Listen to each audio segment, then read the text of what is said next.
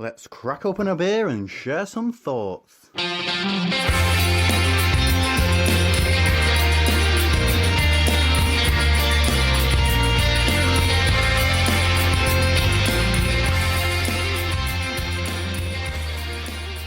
All the tropical flavours. Yeah, in there. Bags of tropical In flavours. a session IPA at 3.5%. I was going to say 3.8. No, It's 3.5. 3.5. That's brilliant. So this is Throwback IPA from Pirate Life Brewing, who you could probably say are actually more or less sponsoring this week's show. They are fairly much sponsored. We might as well just say they are. But they are, yeah. We've got a number of Pirate Life beers to get through this week. Yep. So we're starting off with, unsurprisingly, we're doing all the IPAs. So we're starting off with Throwback IPA. 3.5% session IPA. We are going to say up front, most grateful to Sean from Pirate Life for giving us these beers to try, and make sure you hang around until the end of this week's show, because there's an interview with Sean as well where he talks about bringing the beers over to the UK and being a new Australian brewery and just trying to put Australia on the map. In terms of craft beer. Yeah, we were lucky enough that he came along to the Essex Bottle Show last week as well. Yeah. And shared his thoughts and some of the beers with the wider group. And I really enjoyed his company, I have to admit. He definitely knows the drinks industry. Absolutely, yeah. But no, I mean, this is really tasty stuff. This is a great opener. A great opener, and something you could definitely neck. Easily. Without falling over. Yeah, 3.5%. Yeah, all afternoon. That's really good for us. Yeah, absolutely. We'll see where it goes. Yeah. Mate, first studio show for a while. It is, isn't it? This one. So for quite some time. Yeah, because we've been on the road. We've been across the water. We have. Let's talk about that. Let's start there, because we've threatened to talk about it. To do about it. Probably about 3 weeks ago now. It was a good few weeks ago. Yes, we went to the Alltech Festival. Yeah. The Dublin Convention Centre, where we were, it's probably fair to say, properly looked after. We were properly looked after, and can only say thanks to the organisers, and especially to the girls there who looked after us so well. And they sorted out the room for the podcasting for us, which we did the Irish Beer Snobs, a couple of interviews. Yeah, nothing was too much trouble. It was so nice. Yeah, and that, I mean, that makes some of that festival for me, is that you've got somewhere to just go and chill and relax. Yeah.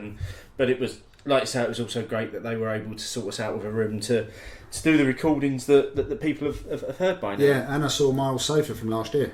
Miles' famous sofa. I think it's got his name on it. Yeah.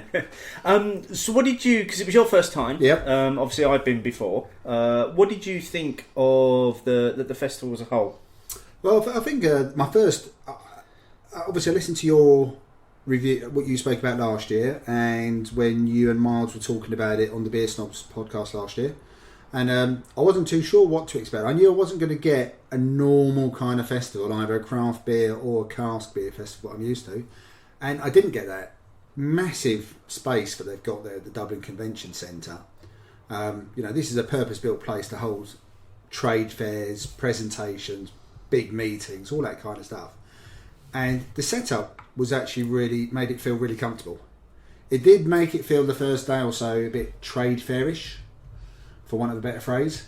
But I wouldn't say it actually suffered because of that.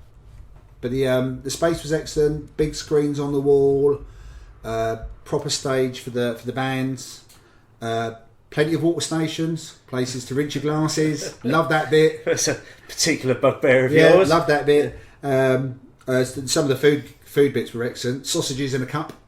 Yes, love the sausages, in a cup were amazing. Yeah, so that was really good, and the selection of beers from the breweries I thought was really good. It really opened my eyes to some of the quality beers that are coming out of Ireland.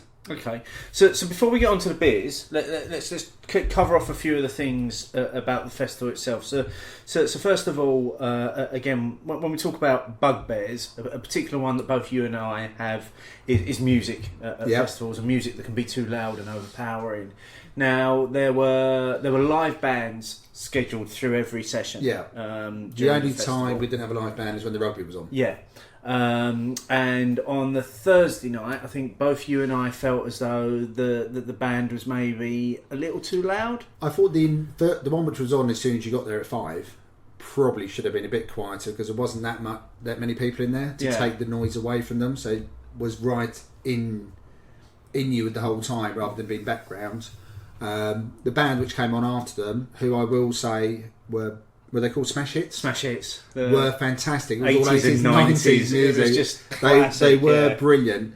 Again, maybe a notch or two, a little bit down, a little bit would have been good. But I couldn't deny the quality of the band and what they were performing. They were brilliant. Yeah. So I think on the Friday night was probably when it was at its loudest. And if I remember correctly, I think Alltech organisers spotted that, did try to do something, but it was a bit too far beyond the point where the band had made their setup. The stage manager was happy with it all, and that I understand as well. A band has a certain way they want to have their output. Get all of that. I think that Alltech will probably take that into their minds next year when they're organising anyway. I think they will, and from discussion that I was having with the girls upstairs was that apparently there had been a few complaints that it was too loud on the Thursday night. And it wasn't me. No, it wasn't you. And they did try to go down and ask for the music to be turned down, but the stage manager said no because the band's already sound checked and this is the level that they play at. And there was a discussion ensued where apparently the phrase "this is a craft beer festival, not a music festival" was used, and that's all now going to be taken into account for next year. And it's great to see a festival listening to the feedback from their punters to say, actually, we really enjoy the music and it's spot on in terms of the bands that you've chosen. Could you just turn it down a bit though? I mean, part of the problem is obviously the bands had all their equipment, and the speakers at the front were, when you're near the stage, were basically at the level of your head. Oh yeah, so you was full face, yeah. So it wasn't like they were on the wall or on the ceiling; it was right into you. Yeah. Whereas the rugby on the Saturday didn't involve any of those speakers. It was the speakers that were part of the convention centre, and the volume for the rugby was perfect. So what about the Saturday? Because you and I had decided that we'd originally decided we weren't going to stay for the rugby. Yeah, we were just going to do a few hours. Yeah, we thought it was going to be a bit much, and then it came on, and actually, like I say, the volume was perfect, and there was this atmosphere in the place that was just absolutely electric. Yeah, it was brilliant because it warmed up with the Scotland game to start off with. Yeah. And then, I thought, okay, the volume wasn't too bad. Still thinking they'd probably turn it up a bit more for the Ireland game. They set up the benches in front of the screen above the stage. But it never got, and this again, I'm going to have to congratulate the organisers. It was a sold out festival, but it was never packed. No, and Saturday was perfect, wasn't it? It was buzzing. There was a cracking atmosphere, obviously helped by the rugby being on and Ireland winning as well. And who doesn't mind beating the French? I don't mind who beats the French. So it felt really good. So we stayed the whole day, and in fact I think we didn't leave till about 10 o'clock when we went off for a drink with the beer snobs. Yeah. To somewhere to just have a bit of a catch up with them. Yeah. But I thought the Saturday afternoon was nailed on completely. The volume for the rugby, the setup, the big screens on the wall, and the numbers. The numbers had obviously been quite carefully controlled. It was probably one of the best experiences I've ever had at a beer festival. Was that Saturday afternoon. And Wildback let us have a lot of their pale ale, but we really enjoyed during the rugby. Garage days. That's what it was called. So, and it was absolutely stunning. Have to say thanks to those guys because they did really look after us on that Saturday afternoon. And the really nice bunch of guys, those. And we could name check lots of people. We could. We could spend all day going through the breweries that we chatted to. Some of them are just so generous, not just with the beer, but with their time as well. Yeah, they're busy places. I can only say thanks again to everyone who made it such a good experience. So standouts for you beer wise then. Obviously, let's start with McGargles because we spent a lot of time at their bar. Yeah, we visited them every day more than once, didn't we? I think we did. Yeah, there were days where we were hanging off the end of their bar. Well, for anyone who didn't listen to the podcast with the beer snobs, I'm still in awe of the fact but their taproom bar was the bar that they served us at. Yeah, brilliant. They'd actually dismantled half of their taproom bar and brought it to the convention. Because I said to them, the picture, no, it looks a lot like your taproom bar. It is the taproom bar. Yeah. Sorry. I mean, their IPA range.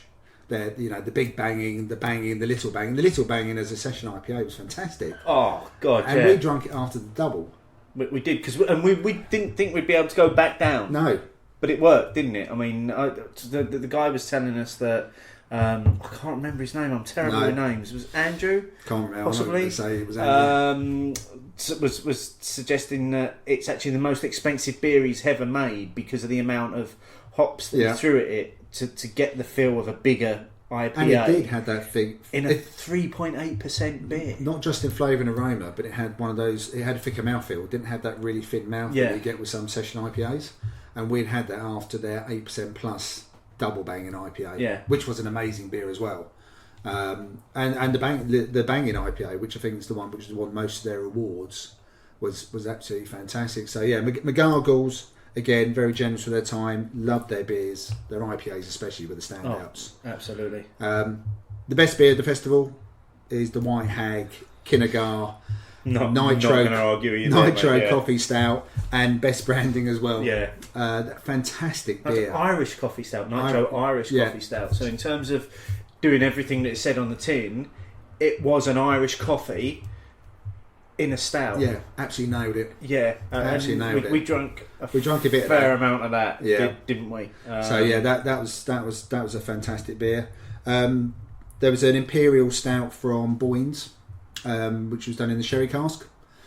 Oh yeah. You spent quite a bit of time. I spent quite a bit of time to Boyne's. Again, they were so friendly, and I was able to play. I did speak to them a few times because I'm not entirely ignorant of some of Ireland's geography anyway with my mum and dad, so there was a few places, names which I did recognise, which was quite nice. In fact, there was one brewery which is actually brewing from Roscommon where my dad's born. Okay, brilliant. So I've taken a picture of their little MO from the beer festival to show my dad when I see him. But yeah, they were really nice. And another one, Trouble Brewing, who we spent a bit of time with on the Saturday. Stephen. Yeah. We spent a lot of time with him on the Thursday night. Yeah, he and ended up in a random bar somewhere in Dublin. Although he said if he'd known I was a Liverpool fan, he might not have. But yeah, again, really friendly. But the beers, I thought there were some really fantastic beers. You tried that strawberry milkshake. Strawberry vanilla milkshake IPA. Yeah. Ticked all the boxes in terms of what the flavour wise. It was from Rascals, who were featured on the Irish Beer Report in the past, and we were chatting to them, and they were saying obviously the inspiration for it was very much the Omnipollo sort of Buxton beers that we've seen recently.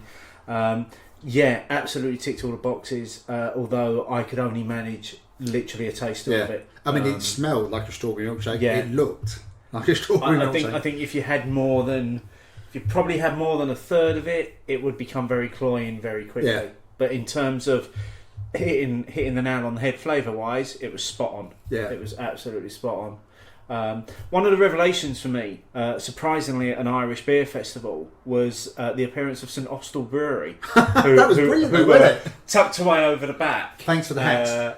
Thanks for the hats and the miniature rugby balls and the pens. and everything. Clearly, they didn't want to bring anything back. No, they said take it all. Yeah. And try and keg Proper Job, which was brilliant.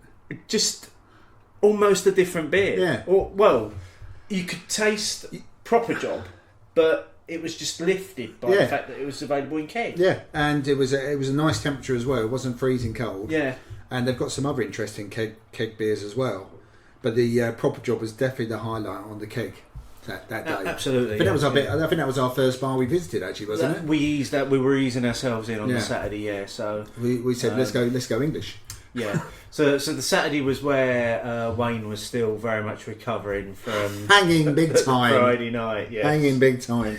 Yes, that poor man. And another shout out to the Beer Snobs for doing the collaboration with us, but also because they knew so many more people than us, obviously, just guiding us around the festival on the Friday evening and the Saturday. Yeah, just got to meet so many people because of them. Yeah. Thanks Wayne and Janice. Really appreciate that. So that's Alltech then. That's Alltech. So, would you go again? Would you go back again? I'd go again. Yeah, definitely. I was unsure after the first day, but the more I got into it and accepted it was just a little bit different to what I'm used to, I thought it was excellent. Like I said, I love the space. Yeah. Love the feeling of space, even when it was busy. It's a strange feeling, first of all, when Yeah. you first go in, but once you get used to it, actually it's quite nice to have that quite big room Yeah. where you can walk around and you're not too crowded. Yeah, easy access to toilets, easy access to water, rinse stations, and bars. There was very rarely a queue. That's what I liked the most about it, was that you didn't necessarily have to queue at a bar. You didn't have to queue for the toilets. Didn't have to queue for water. No. The only place there was a queue was at the raclette place, Well, the cheese place. melted cheese place, where apparently at one point there was a queue of about 50 people, which was about an hour away. Yeah, I'm not surprised though. That to cheese just wafted through the I whole building. had melted cheese on nachos, and it was the best thing that I had all weekend. Yeah, picture one of those cartoons where you get that little streak of smoke in the air when they're trying to get Oh somewhere. yeah, It was like that. float along towards it. Yeah.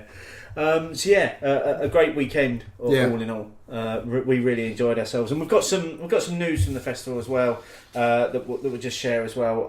As part of the festival, they do the Dublin Craft Beer Cup, which is awards the best beer. And you would have heard us speaking to Groyd on the Snobs crossover. The head judge. The head judge.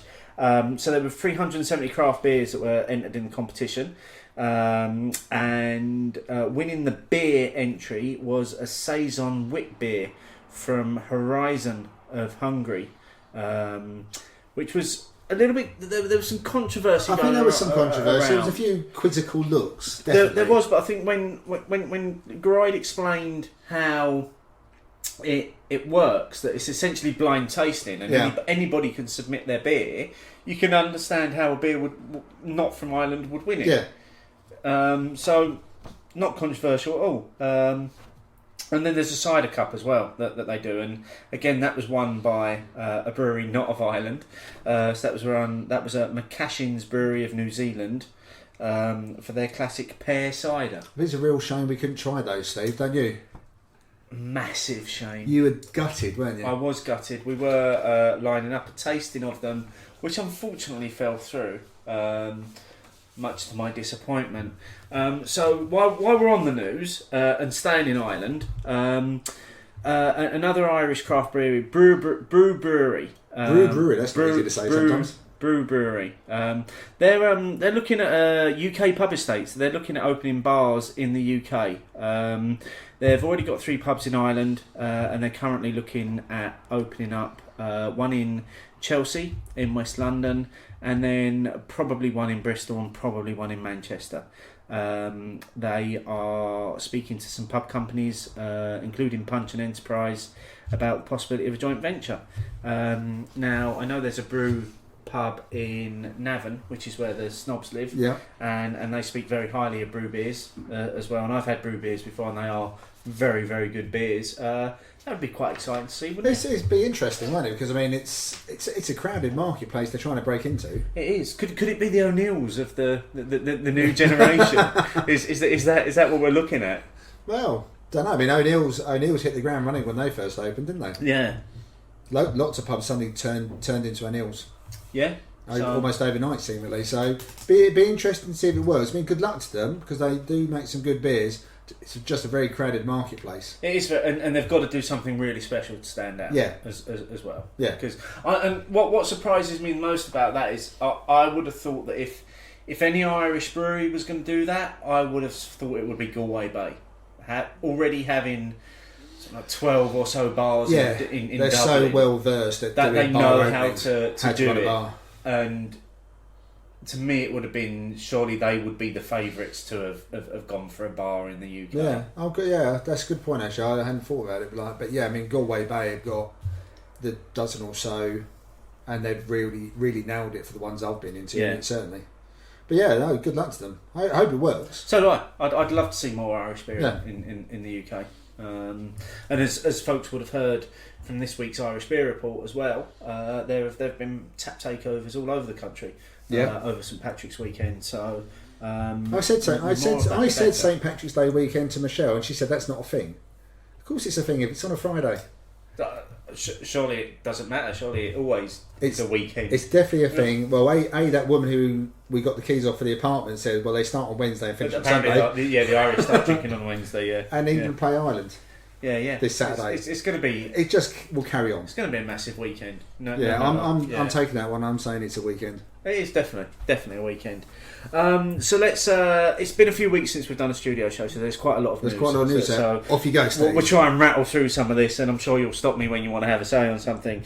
So folks would have. This is some. We're starting off with an exclusive piece of news. We have an exclusive. We do have an exclusive, and the exclusive is from Beer Bods, and it's about the 3.9 project, which I didn't realise until recently that last year's 2.6 project was a Beer Bods thing. Oh. I didn't. No, not being a subscriber, not being a beer bod. I didn't realise. I just thought it was another little thing that was happening in craft beer. But so this year is that was 2 beers, 6 breweries.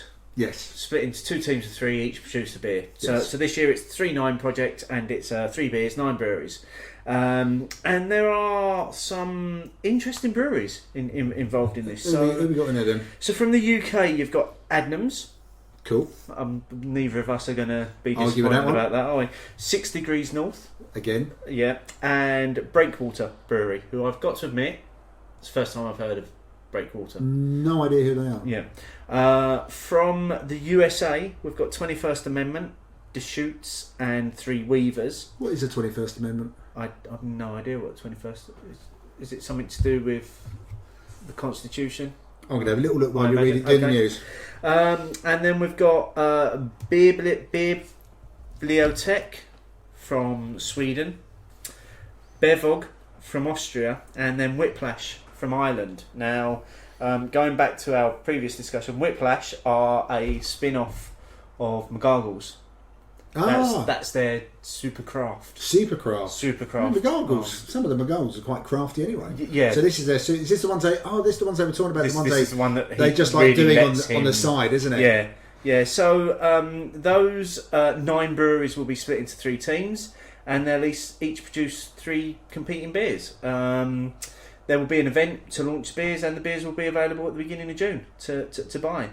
So for more information on that, you want to hit up the39project.co.uk for all of the information about the 3.9 project, but obviously you can't have the hyphen in the website address because that wouldn't work. So okay, just in case people don't know how to do the website addresses, Steve. It's the 39 project. You could just link it in the show notes. I probably will just link it in the show notes, to be fair. Have you found out what the 21st Amendment is yet? I'm still working on it. Remember, it's my shit phone. Oh, yeah, of course. How could I forget? So while you're working on that... You carry on with the news. Okay, so congratulations next to Beer Central Limited in Sheffield, who a place where I get a regular monthly box from, for winning the Best Independent Business at recent Exposed Magazine Awards. So Sean and the team up there work incredibly hard, doing online sales that essentially aren't online sales, and just serving people that are coming into the shop as well. So congratulations, Sean, and if you are in the area, make sure you pop in to buy a few beers. Yeah, congratulations. I mean, you've always raved about their service, so well done. I think the service that they offer is fantastic. They post pictures on Twitter and Facebook. You can ask them to be put in your box, and then at the end of the month you say, how much do I owe you? They tell you. Occasionally there's a bit of bartering. I might leave a few of those until next month, and then they send you your beers. So great service. I was going to say, to coin a bit of an industry phrase in my chosen industry, it's a bit of a customer centric approach. Then it is very much so, and like I say, and especially there are times where I've gone back and said, oh, that beer that I saved, I don't really want it now, or I've already had it now. Do you mind if I give it back? And Sean's always more than happy to put it back on the shelf and sell it. So next up, so 5 Points Brewery in London, are 4 years old, just recently turned 4, which is interesting because I don't know about you, but a 5 Points may be one of the most unshouted about breweries in the UK. In some ways, probably, because although they organise a lot, because obviously they're the brains behind the London Brewers Market at Spitalfields, aren't they? They are, yes. So I'd say that there's a lot they do, but they're not really shouty. No, they're not, and their beers are, for all intents and purposes, purely their core range of beers. Yeah, because I think they spent over half of that time just developing their core range, didn't they? Yeah. So I remember reading one of Pete McCarry's blogs about 5 Points. I think he's a big fan of them. And they wanted to nail the core range before they started doing anything else, get the core range. And to be fair, their core range is really good. I mean, I'm a big fan of their Railway Porter. Oh, their Railway Porter's incredible. I think that's an incredible beer. Really nice, great example. Under 5% as well, I think, if I remember correctly. I think so, yeah. I'm sure Pete will correct me.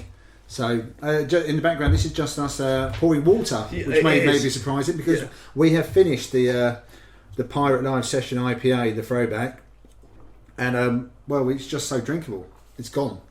We have nailed that during the first half an hour or so of the show, yeah. But yeah, so 5 Points, just nailing the core range, and just kind of getting on with things. Yeah, and doing it really well. Yeah. I mean, because they have their is it Brew Yard Party? Do they do that, or is it someone else? No, they are, yeah. Like you say, they're very good at doing events, yeah, and things, and you know they've nailed that core range over the time, and like I say, they don't really shout about what they do. But I reckon they've got a really good core base of people who really appreciate and who love their beer. Yeah. Well, happy birthday. Yeah, happy birthday to 5 Points. Moving up north, Manchester Brewery Runaway are set to open a permanent on-site tap room. I mean, that can only be a good thing, surely. This will add to a growing drinks offering in the Green Quarter in Manchester, based in a railway arch. No, really? Of course. So presumably it's not at their brewery. No, it is at the brewery. Okay, so the brewery and the tap room all in one place still. Excellent. Both in a railway arch.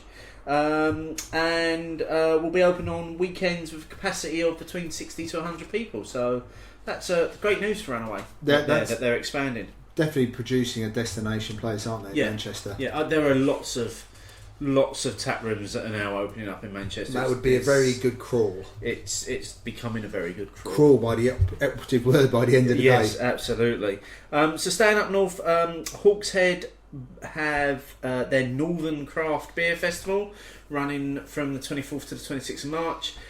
Lots of breweries involved, 60 plus beers from northern British breweries, cask and keg bars. Some of the breweries that stand out on the list are Marble, Thornbridge, Fine Ales, Torside, Cloudwater, Wylam, Track, Allendale, Runaway and Magic Rock. That's not a bad lineup at all, is it? That's only half of them. That's a really good lineup. More details about that, hawksheadbrewery.co.uk. While we're carrying on with beer festivals, Craft Theory, which is a craft beer and music festival. It's taking place on the 8th of April in Reading, in England. There are two, obviously in England, there are two sessions available between 12 and 5 and 6 and 12. And it's pairing music with beers. If that's the sort of thing you're into, crafttheoryfestival.co.uk. Oh, well, if anyone goes, let us know what they think. Yep, and staying on the theme of music at beer festivals, because I know you love it so much, mate. London Craft Beer Festival have made a big announcement about their music lineup. Woohoo! For this year. So they've got headline DJ acts at the London Craft Beer Festival. Have they really? Yes. Excellent. Moving on. So, okay. Again, if that's your thing, they've got some great breweries coming from around the world, let's just say. Other Half from the US, Dugas they're bringing barrel aged Anagram, which is their collaboration with on the Apollo. McKellar are turning up, plus you've got the Colonel, Stillwater Artisanal, Modern Times, Beavertown, Buxton, Wild Beer Co, Magic Rock, Cloudwater. Yeah, so if you want to have small pause and listen to loud music, London Craft Beer Festival, off you go. Okay, I'm sure you can find that on the interwebs somewhere. And then just one final piece of news this week and a final beer festival, Craft Beer Calling, which is... that's that up north one, isn't it? It's very up north. Very up Newcastle. north. This is at Wylam. Brewery will take place on the 26th, 27th, 28th of October. Tickets are now available. Traditionally, back end of half term week, isn't it? It is the back end of half term week, yep. Tickets available at craftbeercalling.com. And I found out the 21st Amendment, which some people probably would have worked out by the time I said it, and probably pretty obvious. The 21st Amendment to the United States Constitution repealed the 18th Amendment to the United States Constitution, which had mandated nationwide prohibition on alcohol. Which makes sense, I guess. It does make sense, indeed. And it's also the only amendment which actually repeals a previous amendment. Okay, so who says we only ever talk about beer? Exactly. There's a historical fact for you right there. That's not often that will happen. About the American Constitution. So while we revel in that fact, I have, as you probably just heard, opened up the next Pirate Life IPA that we're drinking. So this is the IPA. This is the standard IPA, coming in at 6.8%. Oh, again, lots lovely, of massive it? tropical nose on that. A little bit of dank in there as well. Yeah. A little bit of pine. Looking forward to this one. Cheers. Cheers. Whoa. You get that straight away. This, to me, just initial. This is like the big IPAs I fell in love with 3 or 4 years ago. Yeah. So although the session IPA is called Throwback, the title applies better to this one. This feels like an IPA from a few almost a few generations in brewing cycles. It's like the IPAs that we fell in love with. That started us on our beer journey. That made you realise how good beer could taste. Yeah, this is amazing. Yeah, at 6.8% as well. Very drinkable. Very. This drinkable. One, unlike the other one, a few of these you might fall over. I think these would creep up on you without knowing. Yeah. You oh. Yeah. Just before, as we're drinking this, there is one more piece of news that I forgot to mention. Steve. And professionals. I know, but I'm a fully fledged card carrying camera member now. Oh yeah, you got your card through. Got my membership through, so I'm now can't wait to get to Spoons to start spending my vouchers. Have the vouchers come through yet? I've got my vouchers. I've got my card and everything. I've actually got my physical card. So have you got the vouchers which run out at the end of March? Or the ones no, which start my April? vouchers start April Right. and go for a They year. go from there. So essentially, I've got. It seems like I've got a month for free. Oh, there you go.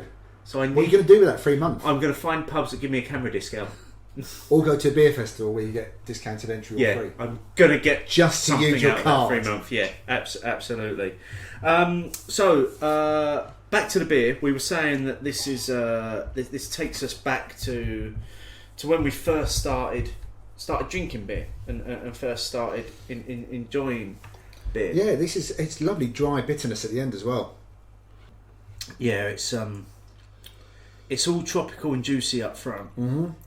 But not overly juicy, not like the modern trend it's a beer. Of a juice. It's a beer. Yeah. But then that gives way and you get this bitterness just washed through it. Yeah. Which and what that does is it drags you back in and says, drink me. Drink more. Drink more of me. Drink more quicker. Yeah. Drink all of me as quick as you can. And that ties in quite nicely to this week's opinions.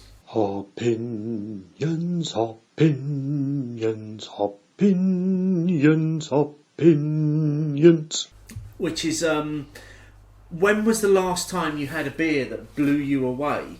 And what was it? So, we had 269 people vote this week, so a little bit lower than previous weeks, but obviously not as juicy. It was quite specific. It was very specific. We gave people the options of last week, last month, last year, or it's not windy out. And actually, there was a fair spread across last week, last month, and last year. Yeah. With last month coming out at 38% of the votes. So a lot of people having had a beer in the last month that really blew them away. Before I get into the comments, I'll just start off with you this week, mate. Okay. Because you mentioned before we started recording that you might have taken a slightly different view on this? Yeah. Well, I did what we did when we were told to do at school.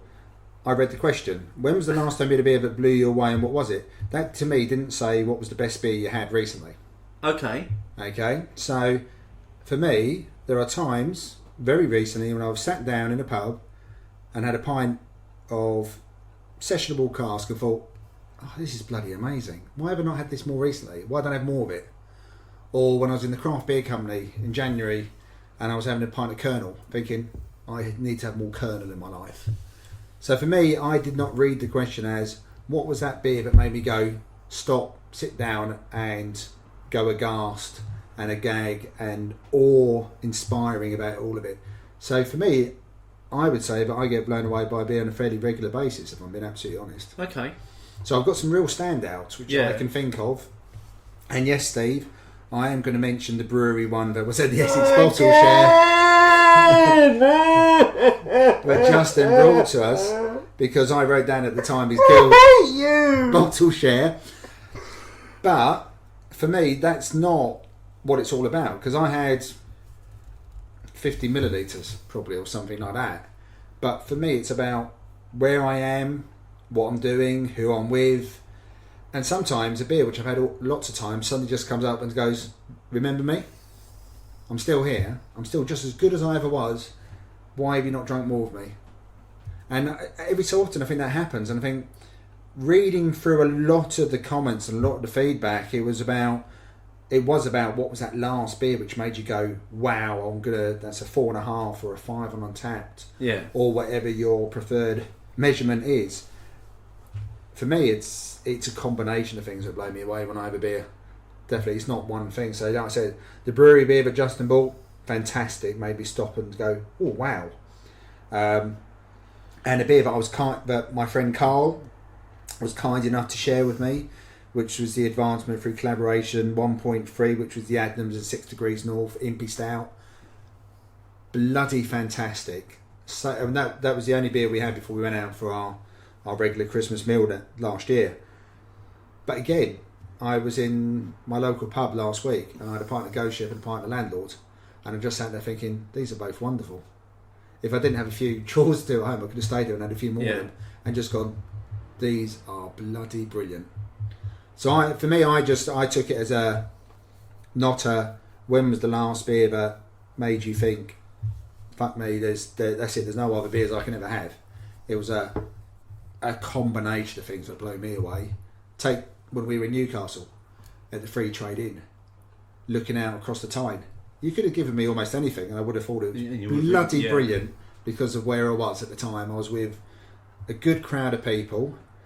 It was a lovely winter's day and I had the most amazing view from a pub that I think I've probably experienced. And I probably would have thought that and I would have said that blew me away.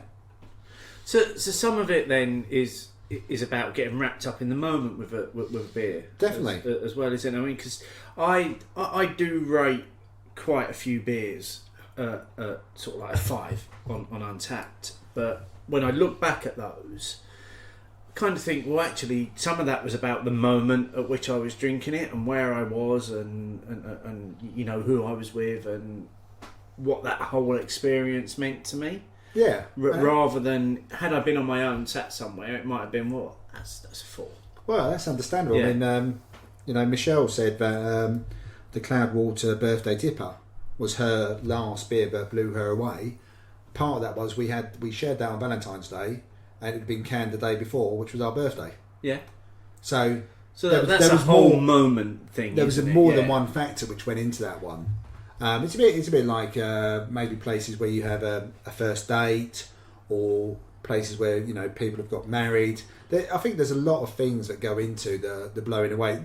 Certainly for me, anyway, it's very rarely just a bit. Even again, some of the fantastic beers I've had, I don't think any of the beers I've written down are beers that I've had on my own at home and gone, wow, because I'm saying it to no one. Yeah. Especially when I'm on my own. So the beers I drink at home, I think I've had some really good ones, but they would probably never make the list of the blowing me away. So now that's an interesting point, because one of the ones that I've got on my list, I was on my own when I had it. and I'm actually quite glad that I was on my own when I had it, because you didn't have to share it. Well, no, because it's the beer that I sat there and chuckled to myself but while you weren't on your while own. I was drinking it. I was in a bar. You were at a festival. This is the one. No, I was in a bar. This was this the Common Grounds? No, this was the Cassius by Omnipolo, which was the Citra Pale Ale, where I had it at Shuffledog in Leeds, and I sat at the bar and I literally chuckled to myself while I drank it because it tasted so damn. I thought it was good. the one you had at the Leeds Beer Festival. No, it was in that same week. It probably all got merged into one for those that were watching. But yeah, I literally sat in Shuffledog and I drank this beer, and while I was drinking it, I was literally giggling because it was that good. And I think for me it was maybe I worded the question wrong. And this lends itself a little bit to what Pete McCarry said. Feeding back, saying, looking at the results so far, it looks like you lot are easily pleased. And I think maybe what I was getting at here was, I don't think I quite hit the scale that I was looking for. What I was looking for was, what when you have that beer that literally you take that sip of, and then you literally have to put it down and almost push away from the table in awe of what you've just tasted, in terms of, oh my God, how good is that beer? And I don't know, that obviously didn't come through in the poll, but I still think there'd be an element of perception, though. I don't think you can get away from that. I really don't, because like you said, you've rated beers as 5s. I mean, for the record, I never have, regardless of where I am, what moment I'm wrapped up in. Just out of curiosity, the one which you reminded yourself of, the Cassius, is that a 5? I don't think it was. No, I think it was a 4.5.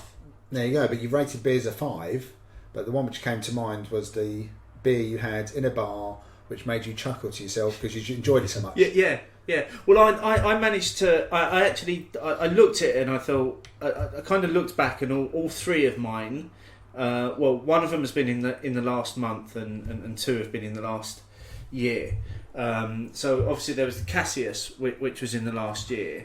And the other one would be the beer that I ended up choosing as my beer of the year last year in the Golden Pints, was the Magic Rock Common Grounds on cask. Which made a very late entry, if I remember correctly. It made an incredibly late entry, and it took 3 or 4 pints of it to make that entry, but it was that good. That you're nothing if not thorough, Steve. I thoroughly doing my research, yeah. But I was absolutely blown away by that. And I remember trying it and thinking, this is a completely different beer to what I've had in the can. Yeah, but completely like I said, different. I still using Magic Rock as an example. Every beer I had in their tap room when we went up there the year before last, pre-Crimbo Crawl Leeds, I thought was brilliant. Yeah. But I also was smiling the whole time I was in the Magic Rock tap room. Just because you're in, I was in the Magic Rock tap room, and I think that happens a lot. I'm going up to Buxton in a few weeks' time. And you're smiling just saying I am so excited to be the potential of spending an evening in the Buxton tap room, where I'm probably going to be presented with 16 beers and more than likely just going to drink one all evening. What would that one be, Steve? That's going to be Accent, obviously, which amazingly only comes in pints. But so I suppose you can attach feelings to this as well, feelings of a place, feelings of a moment. To it as well. I mean, the other one that's on my list is the recent one is the White Hag in Kinniger. That's one that was on my list as well. We spoke about, and again, part of that may have well been because of we were able to talk to the people behind the bar about it as well. We spoke to them about the branding, which is absolutely amazing. The combination of the White Hag and the Kinniger branding. So again, it's very hard for me to just judge that without saying it's part of the whole experience of where I drank it as well. So, there's no beer on my list because I thought about it, and then I thought about the perception, my mood, place, timing, and there's no beer on here which I've got written down, which isn't part of an occasion. So, Bengal Lancer, when we got back from the Crimbo Crawl, we got to the parcel yard. after a couple of hours on the train where I'd had that disgusting virgin beer. We did warn you. You did warn me, and it was disgusting. You were right, you didn't lie. And also my first experience of the Track Sonoma at the Manchester Beer Festival. Oh, Track Sonoma. So, again, there's no beer I put on the list which wasn't part of an event of some kind or with other people. Yeah. And even the ones that I mentioned about having ghost ship and landlords were in a pub, one of my locals, where I feel fairly comfortable in. Yeah. And they actually happened to have football on this occasion as well. So, they're all part of an experience as well as the beer. So, coming back to Pete's thing, saying about looking at the results so far, it looks like you lot are easy pleased. There is potentially an element of that, but I'm glad. Otherwise, if I had to wait a long time for that next beer to go, wow, then it'd be quite a long time in between, perhaps. Yeah. I think Michael Lally said the same thing. He said he gets wowed by a beer once a week or something, I think he said. So I think there's a lot which comes into play. But I think there's plenty of other comments on here which we should give a shout out to as well as Pete's and Michelle's. We had a few beers which actually made the list, which was quite ironic. Doubled up 2 or 3 shouts for the same beer. Yeah, considering it's quite a small number of people that actually voted. Yeah. One of the ones that had a lot of comments for was Omnipolo's Anagram, which is a blueberry cheesecake stout. Don't think I've had that. I've had it, and it's good. It again does what it says. Does what it says on the tin. Didn't blow me away in terms of it being like, wow, I need to drink loads of this. But it was just very, very, very good. And one of the other ones that came up was the Cloudwater Birthday Dipper, and I drank that and I was like, yes, it's a juice bomb that still retains its hoppiness. And It had notes of the Freeze Company. Yeah. For me, it had notes of Freeze Company. And I mean that in itself, Freeze Company was that was an amazing beer. That was an amazing beer. But Yeah. it was also a beer I would just quite happily drink again and again. Yeah, I would love to see Three's Company. Quite again. happy to see that come out again. Yeah. And then there was a few people talking about beers that have come over from the States, and that's what you start getting a little bit into wow territory there, where it's like, well, you're only going to get those beers if you know someone that's going over there to get them. So it was interesting to see that people were commenting on, and some of those are quite recent releases as well. What people are talking about there. Yeah, I mean, definitely. I mean, someone agreed with you. The Common Grounds on cask. Yes. Gerbic 79, Common Grounds on cask at the Magic Rock Tap, and that got a good shout out. Actually, someone agreed with us with the Kinnegar Brewing and White Hag, Tom Burrows. So who we met. Yeah, who we met there. Yeah. Collab at Alltech, absolutely stunning. Can't disagree with that comment. The thing is, again, that beer did what it said on the tin. It was an Irish coffee stout, and yes, it was. That's absolutely what it did. I mean, and also last week's guest, Ruth Mitchell at Beer Ferry, Adnams Both Barrels, which is probably the last beer that I drank on my own that I literally ended up talking to myself about how great it was. And then did what? I went online and ordered another half a dozen bottles because I was worried that I'd drink my stock of it too quickly. But we're going to feature that in a couple of weeks. Yeah, you have to wait for Art to hear a bit more about that one. So we've got a few other comments that I just want to cover, but there's one more beer.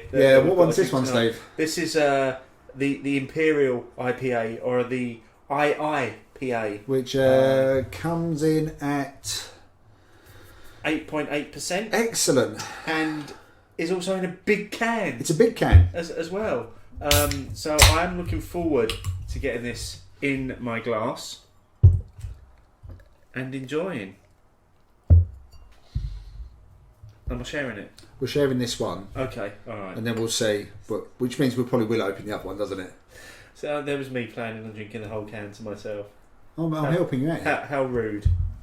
Again, in line with the first two beers, it's crystal clear. It's got a massive frothy head on it. That looks. Oh, it's. Can we say cheers? Cheers. Get into it. Yeah. The aroma, the aroma on it is spilling out of the can before it's into the glass. We're just going to have a moment. Yeah, we're having a moment to. Yeah. strangely enough, hasn't got the same level of dry and bitterness as the IPA. Feels almost more rounded, even though it's bigger. It's a bit sweeter. Definitely a bit sweeter on the finish, but not that chewiness. Hasn't got that chewiness going on. No, a lot of again big tropical notes in there, some juiciness. But again, the juiciness very quickly gives way to the bitter finish. Yeah, but it's not that long. No, it cuts off quite quickly. It just tastes so crisp and clean. Yeah.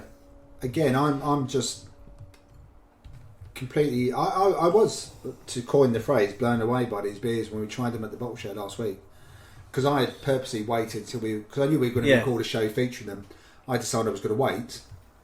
Sean said he was going to come on to the bottle share and share it with just everyone. And we have to mention the bottle share last week was a mammoth. Biggest bottle share ever. 18 pours. Yes. Different beers. Yeah. Obviously helped along by Pirate Life supplying some. For their beers. Again, thank you very much, guys, and staying for the whole session as well. Oh, absolutely, yeah. They didn't just disappear after the 4 beers. And we're chatting and joining in. And really joining the in. Others, yeah. But the Essex Bowl Share is still one of my monthly highlights. Oh yeah, it's still going strong as well. And 2 and a bit years in now. New people. Yeah. New people turning up. It's brilliant. Yeah. It's still growing. But yeah, this beer is, last week I really enjoyed it. And I think something we said at we were talking about is that I'm not sure I got the chance to fully appreciate it last week because we were sharing just maybe a couple of cans between a large amount of people. And I don't feel you quite get all that aroma coming out the glass and all that flavour. And I can go back for more. Yeah. I mean, that's really good. In terms of double IPA. Yeah. I mean, it's a II, so again, double, imply, whatever you want to call it. It's getting towards 9%. So it's basically... This is Imperial. It's around about what Born to Die was before it moved up the scale. Yeah. This is so much going on and has still retained that drinkability. Yeah. I mean, it is really good, and I love it that they've put the boozy one in a big can. The boozy one in a big can as well, which is maybe not the right way to do it, but still. Maybe it's to encourage us to share. Maybe. Don't know us very well. Don't think I want to share that. So let's just jump into the last few of these comments on this week's poll. So Catsiel at Katrinas mentioned a few beers and then went on to say that the previous 3 were all stonking but didn't make me stop in amazement. There are more great beers out there. It's becoming harder for that to happen. Standard is high and expectations are getting higher. So what do you think about that? I think that probably comes a little bit. That probably links in quite well to what Pete said earlier. I think that if you are going for that, I need to be wowed factor, where every time you need to have a stop almost, then that may well become harder because breweries and the beers they're producing and the amount of choice we have out there is amazing at the moment. This particular bubble, for want of a better phrase, that we all inhabit, us as doing the show and people who listen and friends on Twitter, there is so much choice out there, and you can get almost a bit blasé. The beer which wowed you 5 years ago, and you pick it up now, you may go, huh. But which I've recently had with Cannonball. Yeah. I would still maintain the beer has slightly changed rather than necessarily us, but I think, a beer I really want to try is Pliny the Elder. Yeah. Because I've never tried it. I know the history of it. Did you miss that bottle share? Yeah. Okay. Yeah, that wasn't that one of the crazy ones? Yeah, but it just means I can get my own back a little bit for you always thrusting beer down my throat. Fair enough, fair play. I'll take that one.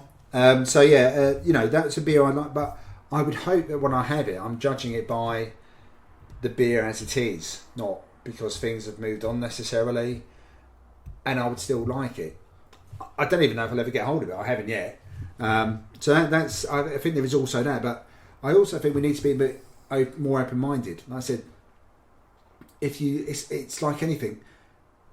A series, a TV series, not every episode will blow you away. There'll be episodes where you go, don't really enjoy that one. Yeah, down episodes. Me and Michelle are going through a bit of a period with Arrow at the moment where we're like, where's this going? What are you doing? It's not really working. I went through that, but stick with it because it comes out the other side. I'm pleased it will, but I think you get that with anything.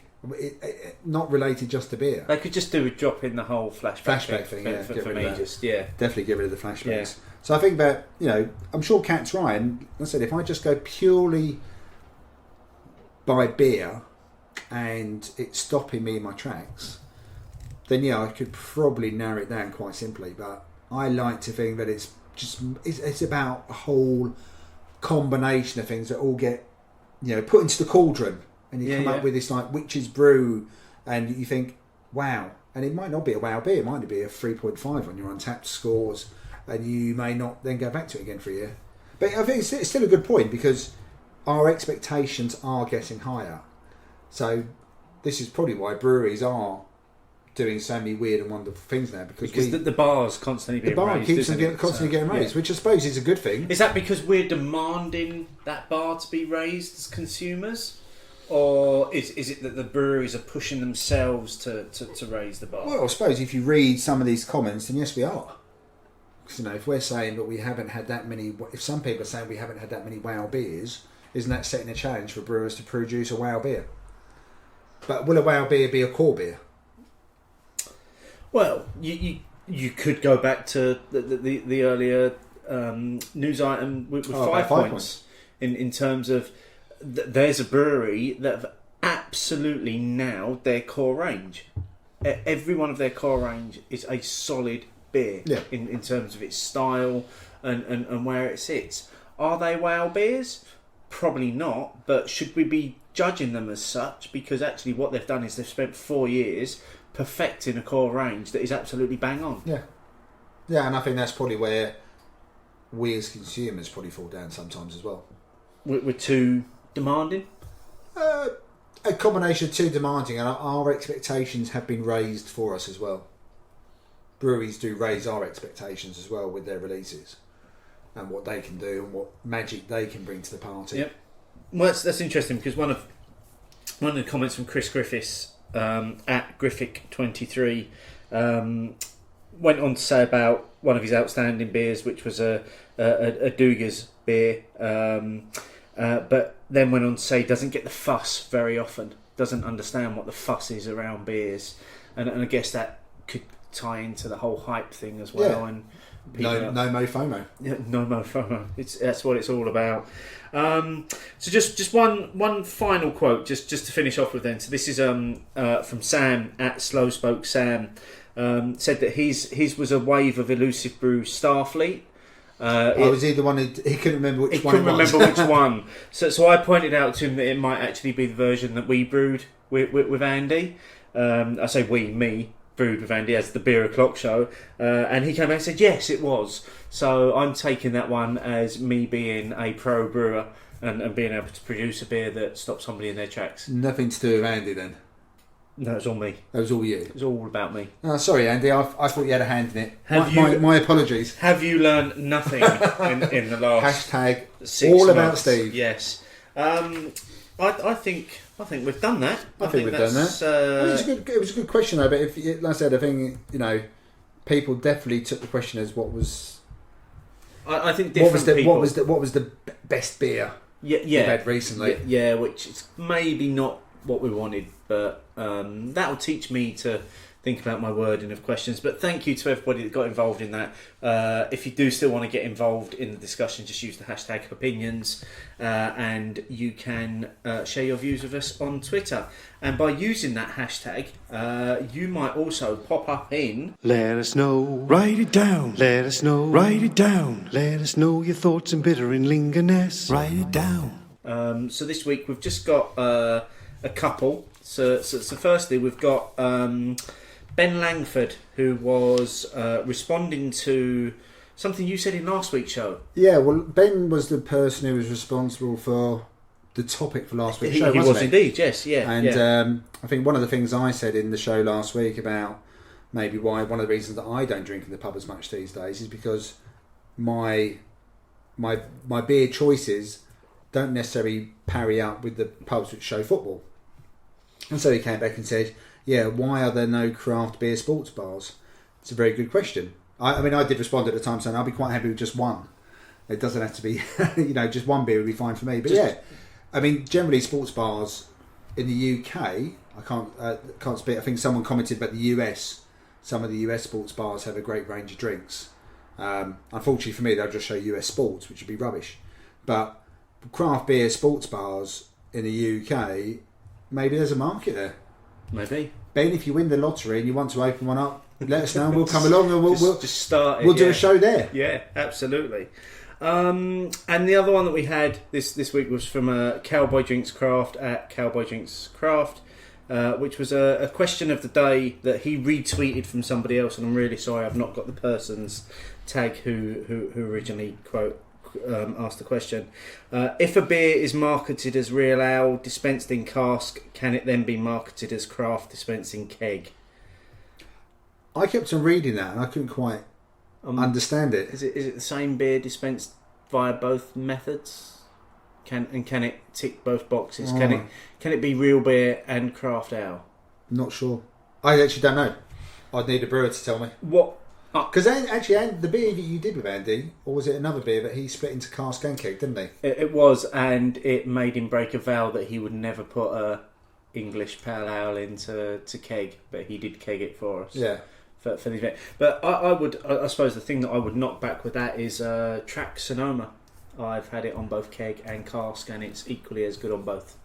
Is that the one? Did we do that at Manchester, or did it run out? I think the keg ran out, didn't it? Didn't it? So we had double Sonoma instead. Oh, shame. The obvious choice. So that's this week's. Oh no, it's not, because you've got one, haven't you? You've got one. Yes, it's not all about me. It's not all about Steve this week. No, the following on from what we were discussing last week and a couple of the other recent blog posts about why we drink where we drink, why do we not drink down the pub, why is off sales increasing. Mark Johnson, again another person who's had serial mentions on this series of the show. Beer Compurgation. It's cheaper down the pub was the name of the blog, and he was just giving his take on one of the options that we had on the poll last week, which was one of the reasons why I drink at home, because it's cheaper. Made some really good points, and I actually sat back and thought about it, and I thought I'm agreeing with nearly everything he's written here, if not everything, that even if you think you're having a free night at home and you're drinking beer, you've paid for that beer at some point. And he gave a few price comparisons. Now, obviously, there may be a pub versus pub thing to look into, and north versus south, but it's definitely well worth a read, and we'll have a link to that in the show notes. Really enjoyed that post. Okay, and thanks, Mark, for. I do love it when people take the time to write a blog based on a discussion that we've had. Yeah. It feels quite weird that they've done that, but it's great. Yeah, I love it. That's how they want to get involved in the discussions that we're having. So I appreciate that, Mark. Thank you. Which brings us on to this week's Prizeless Prize. Who is taking home that sought after great big box of nothing? Well, obviously, last week Cowboy Drinks Craft scored his second goal. Oh yeah, the big hat trick. So he's on a hat trick. So I'm immediately going to give him a shout out, which may give you a clue that he hasn't got the hat trick. Sorry, it's a fantastic picture. A can of Daya in a Mother Kelly's glass with the sunshine coming through. That's beautiful. It is a lovely picture. However, someone decided cheekily to take me at my word about it's about the view. Oh, you didn't. You haven't. Yes. No. Sparkyrite. No. For his picture of an astronaut holding a brew by numbers. Photoshop. 4501 Photoshop has won it. No. It has won it. It's about me for this one. Sparkyrite is the winner of the Prizeless Prize. He gets the big box of nothing. I'm actually speechless. I can't believe you chose that photo. To be fair, there's nothing in the rules to say you can't Photoshop. I know, but it's... He's the only person who did it. But... There's no buts. It's my choice. What's coming up next week? Next week. This is down to me as well, isn't it? I'm quite enjoying this bit of the show, Steve. I'm done. I've had enough. I'm opening the can. So disappointed. I can't believe. I looked at that and I was like... The next week we've another studio-based show, and we're going to try a couple of Belgian beers which I brought back from my trip to Brews. Can you pour some in mine, Steve? What? For goodness. It's a big can. The Prizeless Quad and the Prizeless Quadracino. Oh, we're going to enjoy pronouncing those. Yep.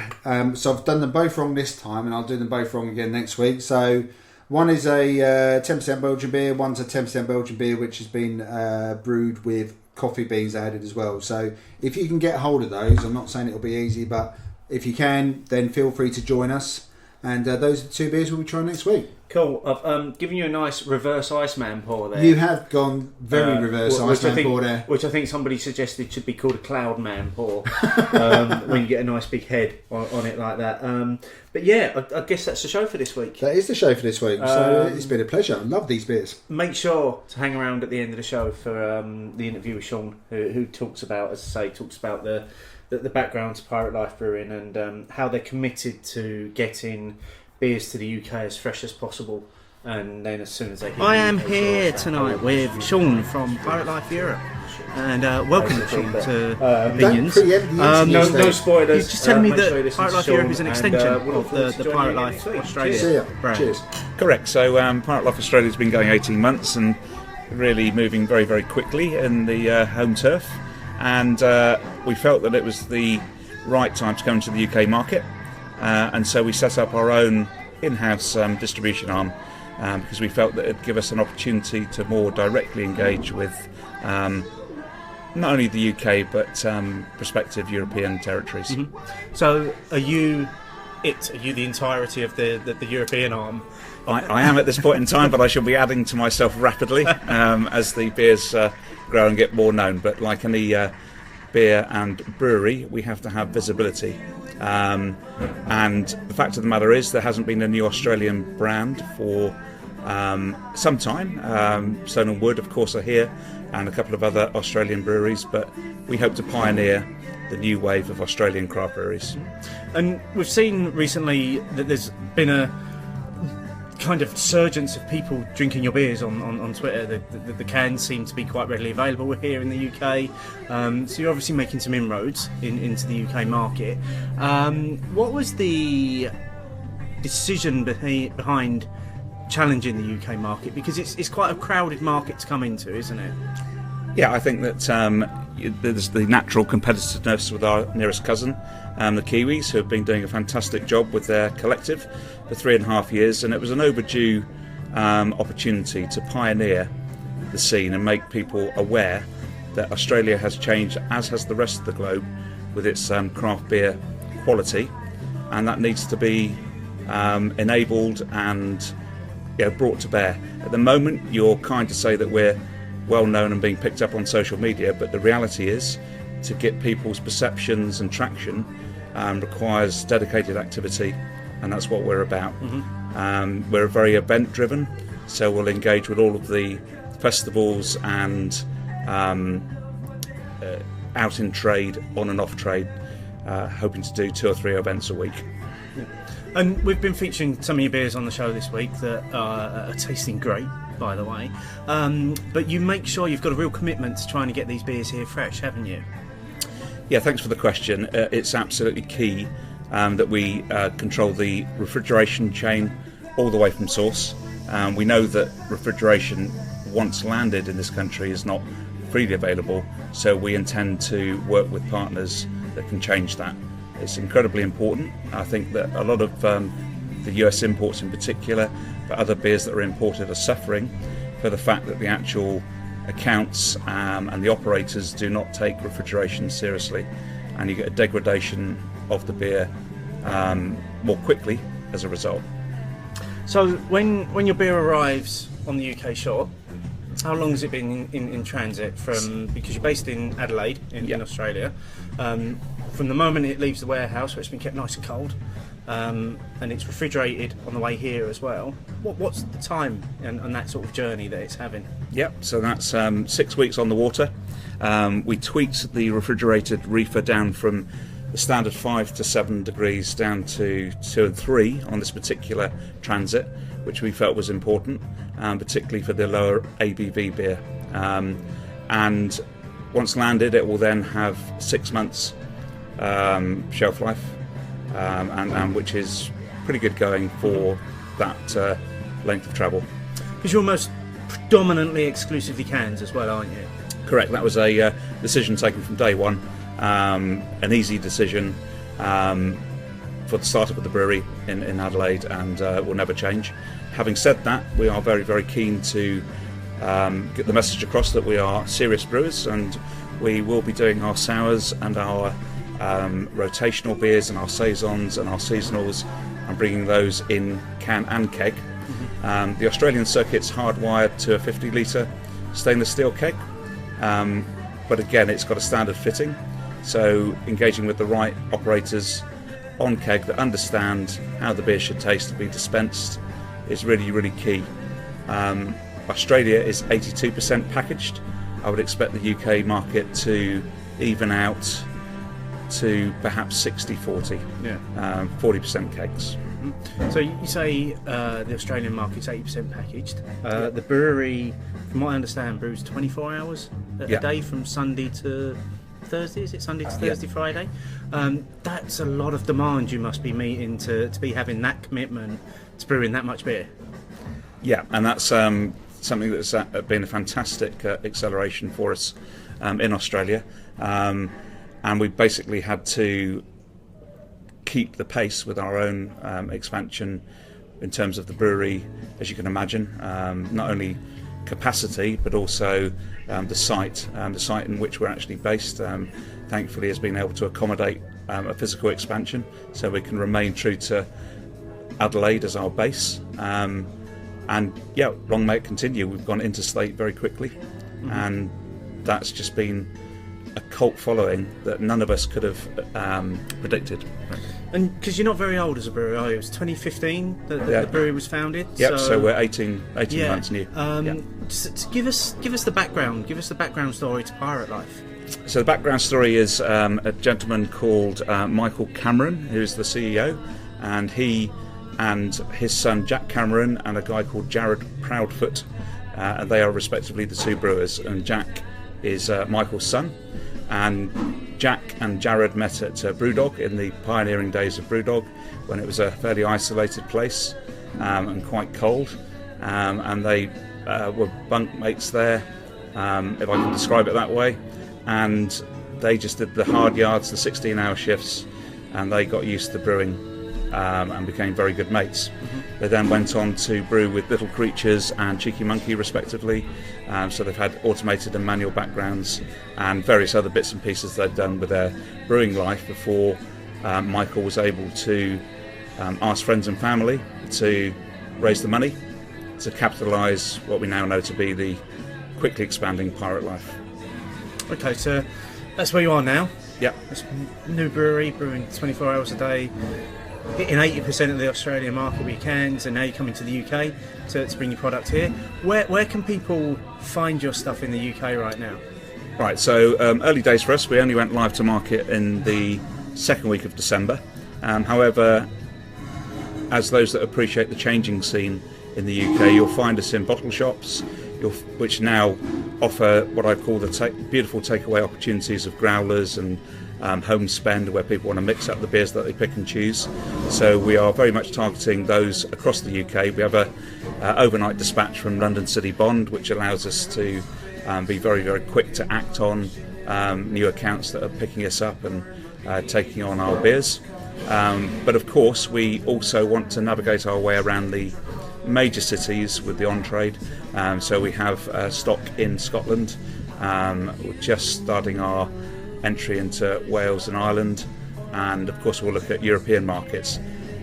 I've accelerated through that. I hasten to add that it's incredibly important that we stand up and be counted in the great cities of England and the UK on keg. The Leeds, the Manchesters, the left field, the cities that don't get spoken about as much, I'd love to engage with.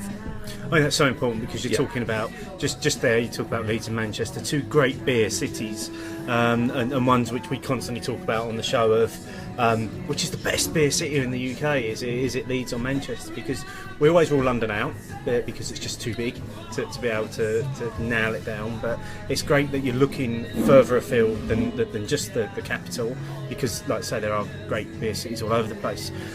You mentioned earlier on that you're very event driven as well. So are there any plans for any events coming up soon that you'd like to tell the folks about? Well, we have the normal event calendar for the on-trade that we would expect to be at Craft Beer Rising, obviously, and Leeds International. But again, it goes back to the point that we just made, that you'll start to see us pop up in festivals in and around the coastal areas of the UK.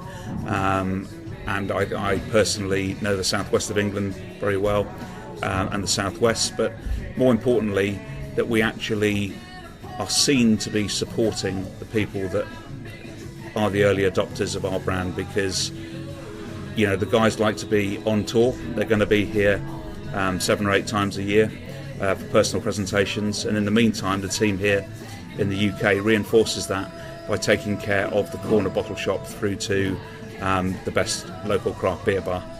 But I liked your point that let's not be fixated on the major cities. Love what's going on, but let's start seeing these beers coming through in provincial towns where people deserve beer choice as much as anyone else. Absolutely, and that's again something that our listeners will know I'm very, very passionate about is having a good choice of beer, not living in a town that has a great selection.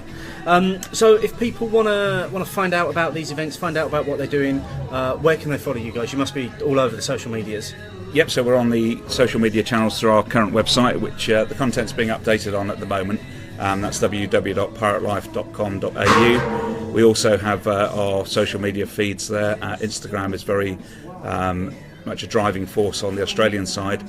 We are just picking up the game with our Twitter feeds and other social media channels here in the UK. And for a specific follow, at Beer Agent UK Sean is my good self, and I hope to be spreading the news as quickly as possible. In terms of direct delivery or orders, then please come through to myself. Just Google Pirate Life, and we, like I said, we'll organise a next day delivery, no problem. We'll make it nice and easy for the listeners. We'll put a link in the show notes so they know where they can find you as well, which is cool. Listen, Sean, I really appreciate your time and really appreciate the beers, because you gave us the beers for tonight's show, and we've really enjoyed drinking those. Thank you very much, and good luck with it all. I hope it goes really well. Cheers. Cheers. Thank you, Steve.